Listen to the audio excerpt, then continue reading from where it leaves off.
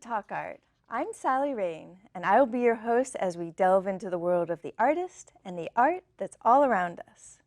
Talk Art is sponsored by the Silicon Valley Open Studios. During the first 3 weekends in May, hundreds of local artists open our studios to the public. For more information, you can go to the website svos.org. Our guest for Talk Art is Jane Lombard, who is a painter who views her art as social commentary and art therapy and creates beautiful memories with her beautiful painting. So welcome, Jane. Well, thank you, Sally. It's a pleasure to be here. Yes, so tell us a little bit about your background. How did you become involved in painting?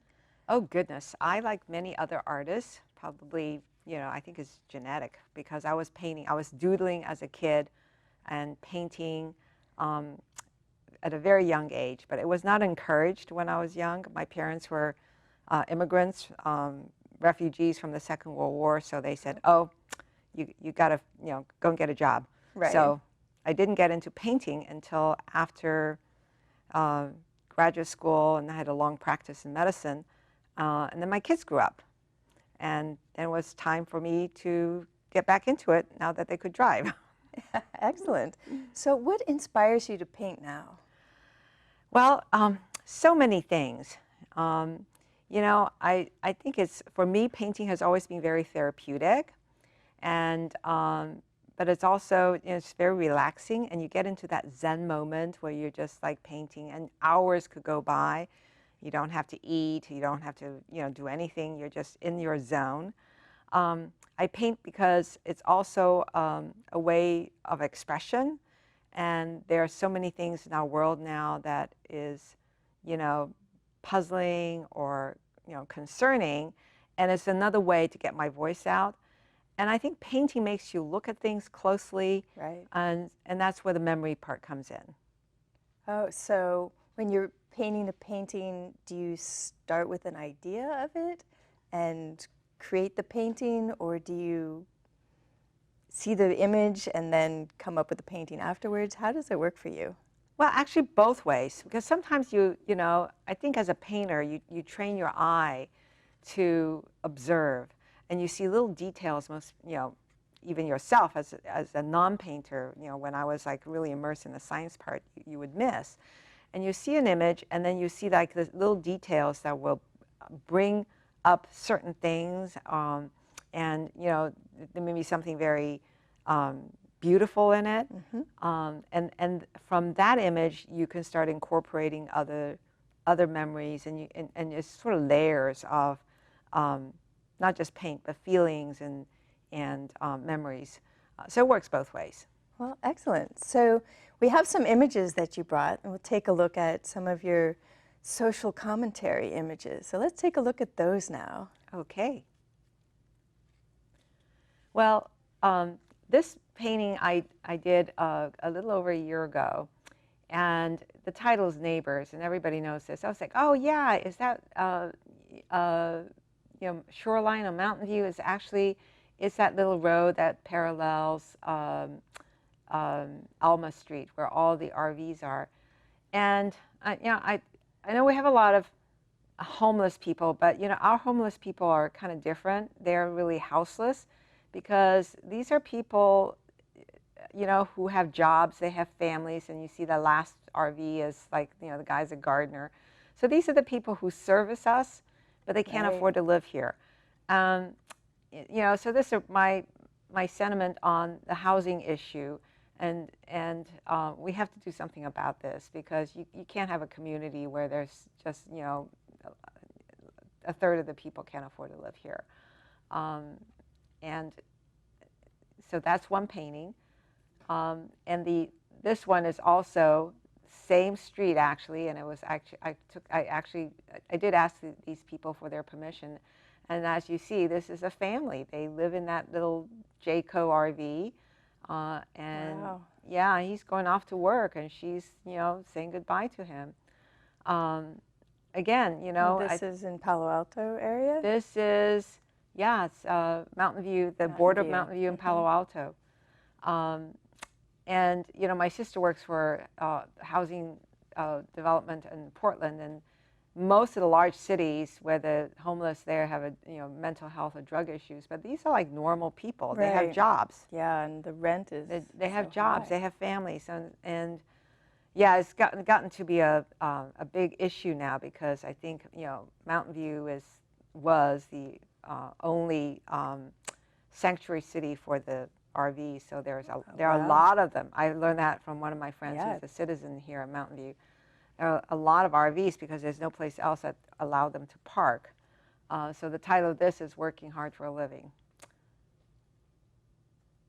And I painted this a couple years ago. Most people recognize it right away, and it's almost like, it's a throwback to the 50s. It's Los Altos Hardware. Right. And I was walking the dog one morning, and we have, turned around, and there's this little Indian lady. It's like 7:30 in the morning. Or it must be 8 o'clock because they open at, no, they open at 7:30. And it's like right before July 4th, so all the flags are out and everything. Right. And I just think, like, wow, this is such a great country where you could be, there's this typical Americana, and we have so much diversity. And that woman's just walking down the street, like. And it's her home too. It's her home too. So the title of this is A Small Town in the United States. And you could read it differently. A small, initially I title it Us, Right. U.S. This is us. We are a country of immigrants. I really like the way you use light in all of these paintings. The way the light hits different places in the painting really is very attractive. I just wanted to point that out. These are social commentary, but they're also beautiful paintings. Oh, thank you. Yeah, I think for most painters, it's especially plein air. This is done in the studio. Obviously, I have my dog with me. I couldn't get my painting out. But it's the light that attracts us, right? Right. The painters and people who do more representational art. And 7:30 light in the morning in California is to die for. Right. Yeah, it's beautiful. This was done last year when Magritte came to town, the traveling Magritte show. Did you get to see that, Sally? Yes, I did. And I mean, that guy is a genius. So I went there twice, actually, and I was so inspired. And he is so brilliant and technically so proficient. Right. It's amazing. So I was so inspired. So I did this. And so this is his signature, the man in the bowler hat. And the title of this is The Wall That Divides Us. And basically, it's it's surreal. So you can interpret it different ways, but there's definitely a divider, right? So the guy is sort of the last generation, the older generation, and then you have the kid with the cell phone. And you can read it as old versus young. You could read it as green versus the people who believe in resources extraction. Right. But we have so many walls between the different factions in our society. So this is another one of my social commentaries. Well, this is not a social commentary, but this picture is, I was in Paris a few years ago, and I was in the Tuileries. I see these people. It was a sunny day in Paris, which is unlike here, and they're all lounging there. So I took this picture, and so it's not really. I experiment. I'm getting less representational, and this is sort of an abstraction. Right. Yes. So this is more like Hopper. Again, it's the light, but then you have really accentuated the difference. The very darks and the light. And of course, this is tongue-in-cheek. This is called The Chairman.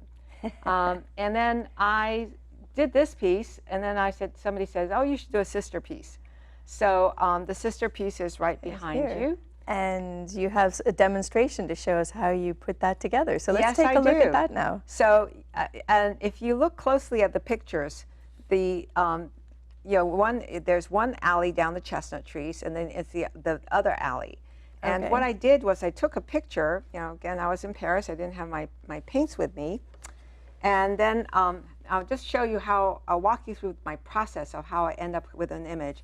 So I took a picture, and with my cell phone. You always have your cell phone with you. And so this is sort of the general picture. And I look at this and I said, gee, you know, there's too much stuff. You don't need all this stuff here. That doesn't add anything. And there's too much information. There are too many chairs. And so, and the importance of making, you know, a good composition. It's like, you know, you hear the term, when you buy a house that has good bones. Right. A good composition is just like the good bones of a painting. So you start cropping it. Well, I don't want this stuff. There are too many chairs. So do I want to cut, you know, these people out? No, no, no. I like all this sort of detail here and the mystery of these people. Where are they going? So I cropped it. I cropped it here and here. And so you end up with something like this. Oh, Okay, that's, yeah, I like that. Yeah, so, you know, then you just focus down on the chairs. And so it's like, the title of this is going to be a conversation. It's called A Conversation. Okay. So the chairs are having the conversation. I was not going to say, the who? people. I like that. The people are just walking through. So, you know, and then we always say, you know, don't put everything just in the middle, and you have to have some balance. So, you know, you have the big chairs here, and you have a clump here, and then you have the darkness. Right. So you've got your composition, and then you have to figure out, like, the next important thing are the values. Right. So the lights and the darks. Very good. Yes, and where the, you know, the light is so important. So it's like the punctuation for your paintings. So then, you know, the easy way to do this is just turn it into a black and white picture. So do you do all of this in Photoshop? Yeah, just a basic, you know, the photography app in the computer. So you just turn it into a black and white.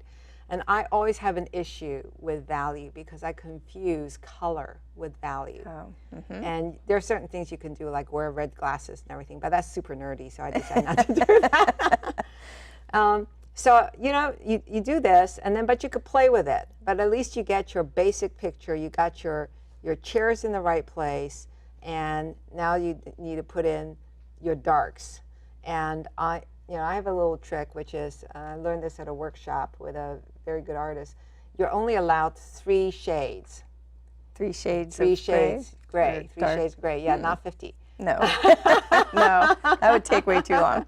Yeah, so you allow 3 shades, and then you work from that. Okay, so I looked at that picture and I said, you know, that kind of looks like sort of flat. And again, I'm looking at more like Hopper, you know. Right, the Hopper, big swaths of light and dark. and the contrast, contrast. So I made this, you know, I increased the contrast and made it darker. And then all of a sudden, it's a very, if you look at it side by side, it's a very, very different effect. Oh, yeah. Totally different, right? So then I have to, okay, so I've gotten this far. Now, how do I take a photograph and then turn it into a painting? Well, you always have to draw. Yes, you do.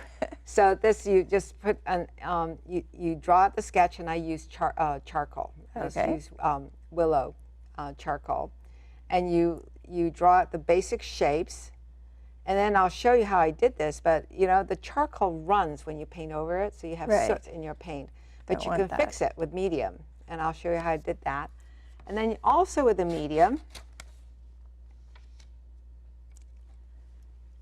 you could use the medium as your shades of gray. So I use more charcoal up here, so you have 1 shade of gray, and then I use less charcoal here, and you have another shade of gray, and then of course the canvas is the white, so there's your 3 tones, okay?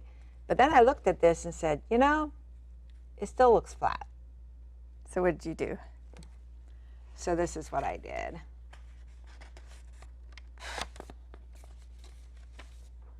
So I made this, like, again, I really made it very dark in a lot of places.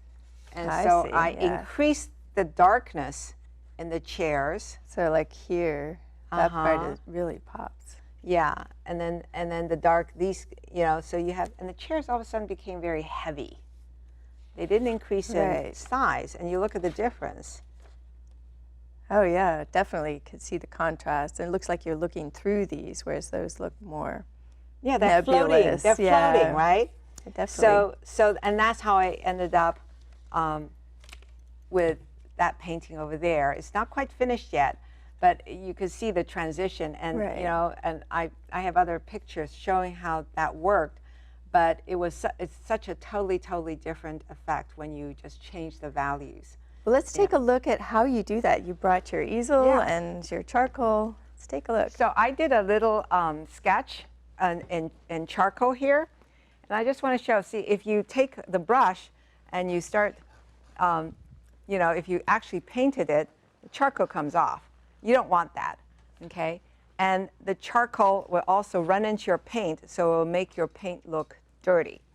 So what you could do is use some medium, and I just chose matte, but it doesn't really matter whether it's glossy or matte, because they will fix your medium, and you just go over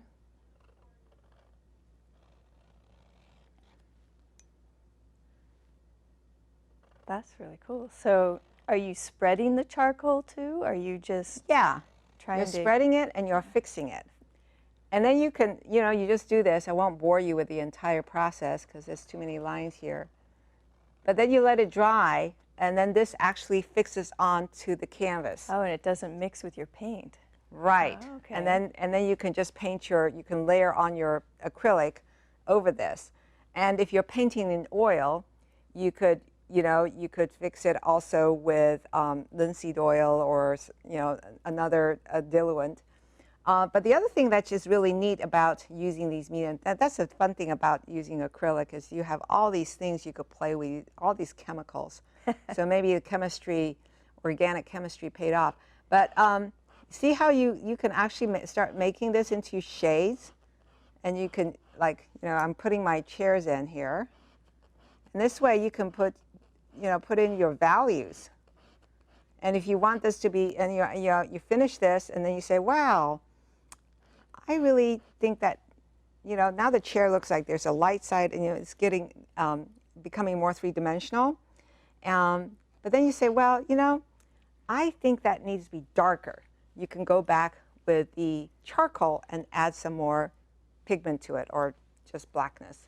And then you use this as a guide for how dark the paint is? That is correct, right. Oh, okay. So then you put your colors on, and then the value of your color needs to be similar to what your black and white pictures show. And so so you go from that phase, and then, you know, once it's dry, then you can start putting your paints on. Oh, and you brought some paints to Yeah, show so us. this is actually the palette that I'm using. And those are acrylic paints. These are acrylic paints, and you can see over there, this is the palette for that painting, and you know, I'm trying to be Diebenkorn. I've gone from Hopper to Diebenkorn.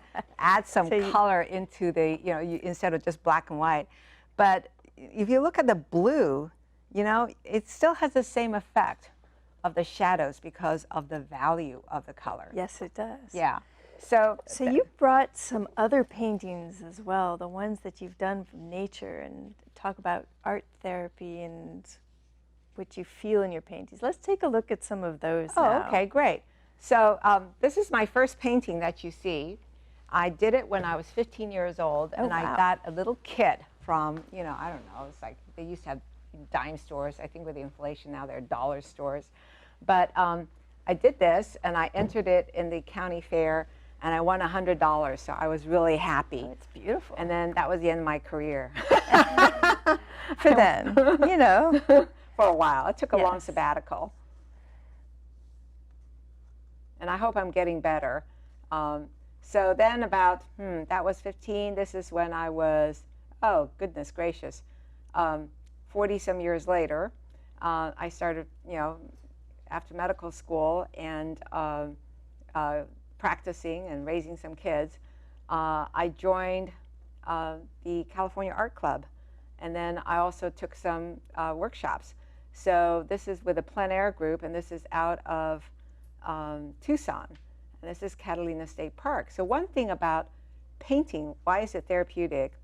Should make you backtrack a little bit, but coming from a healthcare perspective, I think that art is therapeutic. I think all of us need to study art. or not just engage in art. Engage in creativity. Yes, in some yes. form. Yes, I agree. Art makes us human. That's number one. Two, painting is very therapeutic. I mean, it's a meditative sport, right? You're sitting Right. there, you're doing this constant thing, and you're pacing back and forth. It's very therapeutic. And then three, you're outdoors, usually in beautiful places. So this is Catalina State Park near Tucson. I can really see the values in that one that you Yeah. were talking about. Yeah, and I actually had to go back and do it several times because it wasn't dark enough. And this is also done on that trip. And this is done plein air. So we're at this hotel. There was lots and lots of cacti, of course. So you're outside painting. for this Correct. one. Yeah, yeah. And this is titled Purple Cactus. Again, you're outdoors, you're in nature, and I just feel very relaxed. And I could, like I said, I could be in a studio. I could be outdoors and paint all day long if it didn't get too hot.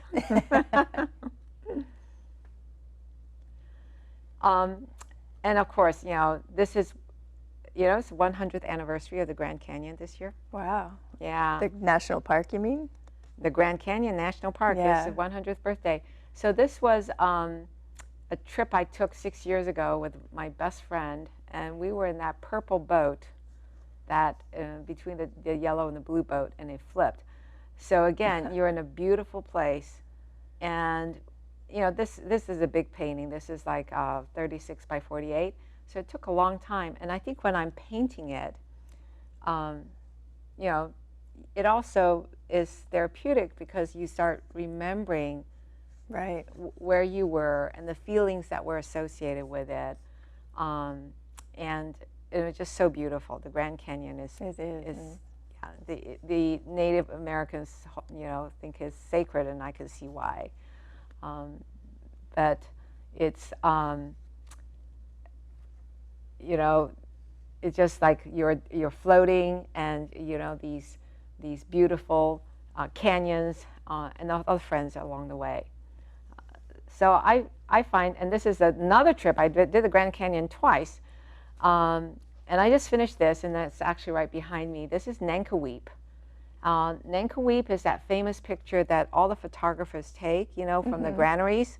You're perched up on top, and then you're looking down 1,000 feet at the Colorado as it swings around. Right. And we were with this company called Azra with these baby blue boats. It was early morning after a big rain. And again, I find, when you paint this, I mean, it brings you back to that spot. Right. And it's very, very calming. And I think actually just the action of painting is therapeutic. Invasive species. Well, that's cool. I like that idea. Well, what do you think is invasive? Well, obviously the boats and the people. Aha! Aha! It could be. So this is another. It could be. It's a social commentary. So actually, what do you think those little green things are at the bottom of the? Oh, is that some sort of algae, perhaps? Good plants? guess, Sally. That's actually carp. Oh. So 20 years ago, somebody released somehow Asian carp got into the Colorado. And Asian carp could live in septic tanks. Oh, no. And so they've taken over the river. So you could, it's an invasive That species. many? Wow. Yeah, thousands. They color the water. Wow. Trout won't live in muddy water, and the Colorado can be pretty muddy after rainfall. But Asian carp can live anywhere. So we're just looking down. This is another group of rafters, and yes, you could interpret it as a human, the human invasions, or it could be what we introduce into the environment. Aha! This is of course the super bloom. That's beautiful. Yeah, this is near Lancaster, and Lancaster is actually if you go to the town, it's not real pretty, but it's just beautiful during the super bloom. Wow, this is different. Do you know where this is? No. This is downtown Los Altos. Oh. I get lots of pictures when I walk my dog. And I got intrigued by this because of the shadows. I usually walk the dog like really early in the morning, and that's when you have these really long shadows. But You know, I'm starting a series because, and this may be going to the memory part. The title of this is Stop because of obviously the stop sign. But you can see like nobody is stopping. Like, you know, Right. the whole thing Nobody's is like there. the bikes and the motion, the shadows, the people all moving. And I'm finding, so the building in the back, I don't even know if you ever heard of the costume bank, but the costume bank is near there. And the building in the back now is gone because all our little towns have been uber gentrified. Yes. And they're like, fancy restaurants, condominiums. And anyway, this is a little part of Los Altos that is disappearing quickly. This is, I travel a lot, so this again goes into the memory part. Disappearing Lake is in Slovenia. So yes, it's a huge lake. When it rains, you have 10 feet of water that's like tap water, crystal clear. A week later, it's gone because it just goes through the limestone and the water is completely gone. And that's why they call it Disappearing Lake. Oh, this is a good one. She will only have one 21st, and this is a mixed media. And I painted this, actually, the egg was what got me in. My daughter turned 21 in Australia. Oh, wow. She was born on Easter Sunday. And this last one is, Montmartre, Sacré-Cœur. Oh, so more travel. Yeah, I travel a lot. Excellent. So tell us very briefly, where can people see your art? So I have a webpage. It's Jane Lombard Studios. And we are going to have an open house in Redwood City where my studio is right now. Redwood City hosts a Christmas fair every first weekend in December. So is your studio part of a group of studios? Yes, all Which the one? studios. It's the Redwoods. It's a Linden Street warehouse. Excellent. Well, good luck. Thank you. Thank you so much for being on Talk Art. This is a wonderful demonstration. Thank you, Sally. Yeah.